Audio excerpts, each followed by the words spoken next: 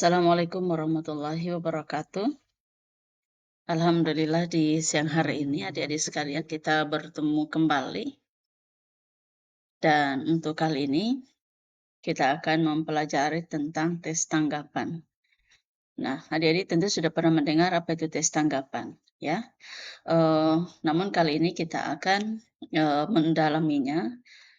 Oleh karena itu, mohon adik-adik perhatiannya. Yang pertama, eh, tes tanggapan ini sendiri kita akan mempelajari ada 4 bagian. Yang pertama tentang konsep tes tanggapan, yang kedua tentang tujuan, yang berikut, strukturnya dan contoh. Kita mulai, konsep tanggapan itu sendiri. Nah, apa itu tes tanggapan? Tes tanggapan itu memiliki makna yang pertama adalah penilaian yang konstruktif, artinya berisi penilaian terhadap karya atau peristiwa atau isu yang sedang, dibicarakan. Yang kedua, bisa bermakna bahwa tes tanggapan itu adalah berupa pandangan yang informatif. Nah, tujuannya apa? Memberikan pandangan yang sifatnya membangun dan berwawasan.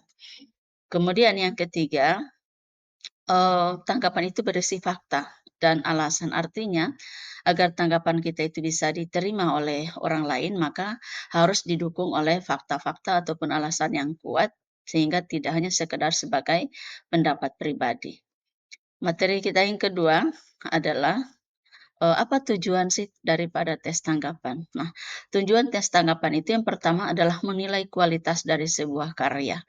Kemudian yang kedua, memberi saran, artinya memberikan atau menawarkan rekomendasi dengan tujuan perbaikan. Kemudian yang ketiga bisa mendorong diskusi, artinya dengan tanggapan itu akan memicu percakapan yang lebih dalam dan lebih luas terhadap karya yang kita tanggapi. Nah, bagaimana struktur daripada tes tanggapan? Struktur tes tanggapan itu yang pertama ada evaluasi, artinya tes tanggapan itu di dalamnya berisi pernyataan umum mengenai isu atau karya yang sedang ditanggapi. Yang kedua, berisi tentang deskripsi, artinya apa yang dideskripsikan? Yang dideskripsikan itu adalah berbagai informasi yang detail, berisi fakta dan juga data-data yang mendukung atau, relevan.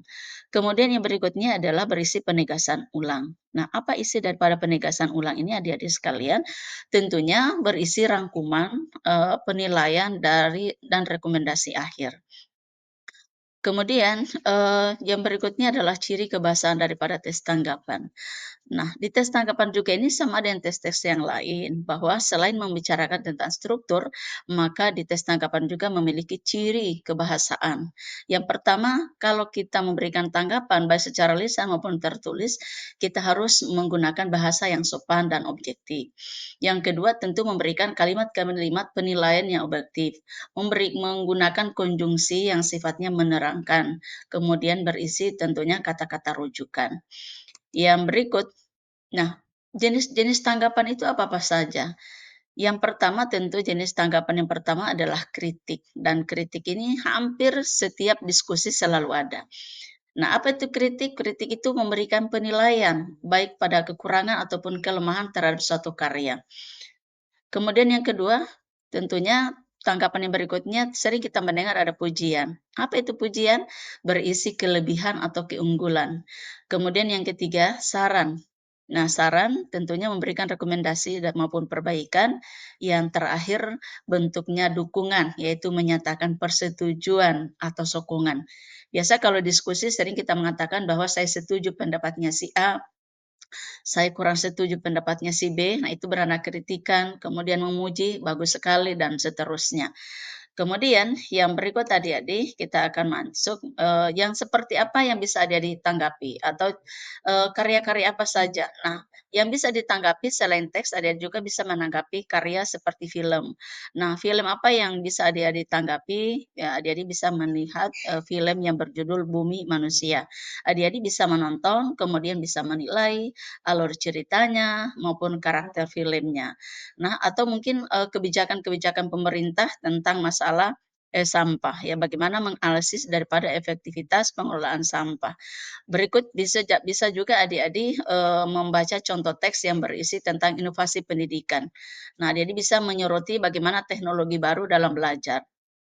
Yang berikut, eee setelah kita mempelajari tadi tentang, konsep teks tanggapan, yang kemudian apa tujuannya, kemudian strukturnya bagaimana, kemudian ciri kebahasaannya, maka tibalah kita pada kesimpulan, bahwa kesimpulan daripada teks tanggapan itu merupakan alat untuk berpikir kritis, kemudian juga bisa memberikan, menyampaikan opini yang secara koheren atas struktur yang efektif, kemudian yang ketiga adalah memahami bagaimana jenis tanggapan itu pada akhirnya bisa membuka sebuah wawasan kita. Ya demikian, materi kita pada hari ini, insya Allah akan kita lanjutkan pada pertemuan berikutnya. Wassalamualaikum warahmatullahi wabarakatuh.